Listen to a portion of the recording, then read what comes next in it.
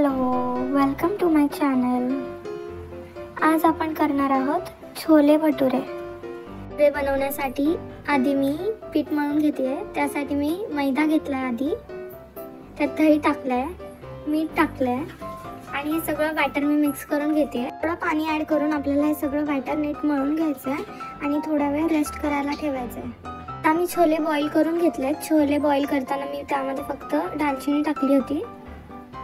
आता आपण छोल्याची भाजी करण्यासाठी मसाला बनवणार आहोत। त्यासाठी मी कांदा, टोमॅटो, काजू आणि खडे मसाले जसे की दालचिनी आणि मिरी आणि लसूण हे एका कुकरमध्ये टाकलंय आणि ह्याला एक शिट्टी घ्यायची आपल्याला। नंतर ह्याची एक बारीक पेस्ट बनवून घ्यायची आहे।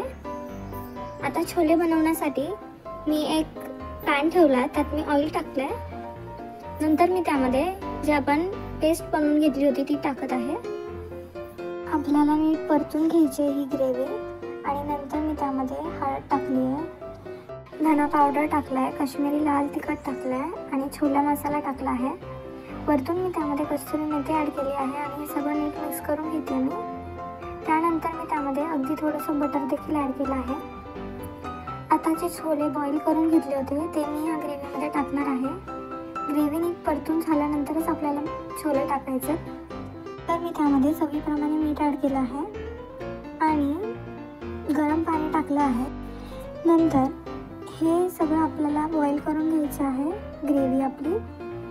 ग्रेव्ही झाल्यानंतर त्यामध्ये आपण वरतून बॉईल केलेला पोटॅटो ॲड करणार आहे। यामुळे ग्रेव्ही मिळून येते। आता जे भटुऱ्याचं पीठ आपण मळून घेतलं होतं ते खूप छान फुललं आहे। याच्या आता आपण भटुरे अशा प्रकारे लाटून घेणार आहोत। आता मी कढई ठेवली आहे, त्यात तेल टाकलं आहे। तेल गरम झाल्यानंतरच आपल्याला त्यात भटुरे टाकायचे आहेत जे आपण लाटून घेतले आहेत। आणि आता आपले छोले भटुरे खाण्यासाठी रेडी आहेत। Thank you for watching.